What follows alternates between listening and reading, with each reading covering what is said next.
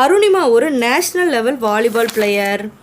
அதுக்கப்புறம் தன்னோட மாமாவோட யோசனையினால் பேராமிலிட்ரியில் சேரலாம் அப்படின்னு ஜாயின் பண்ணுறாங்க.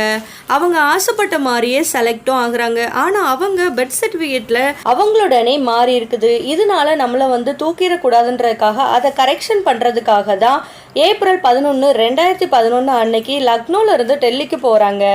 அந்த ஒரு பையனும் தன்னோட வாழ்க்கையே மாற்றும்னு அப்போ அவங்க நினச்சி கூட பார்த்துருக்க மாட்டாங்க. அருணிமா ஒரு நேஷ்னல் லெவல் ஸ்போர்ட்ஸ் பிளேயர் அப்படின்றதுனால அவங்களோட எல்லா செலவையும் கவர்மெண்ட்டே ஏற்றுக்கிடுது.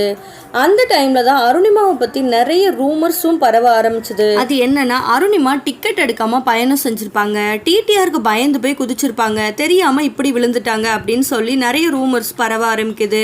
ஆனால் அருணிமா டிக்கெட் எடுத்தது சிசிடிவியில் பதிவானதுனால அதுல இருந்துமே அவங்க வெளியே வராங்க. இதனால கோர்ட் இவங்களுக்கு நஷ்ட ஈட கூட ஒரு 5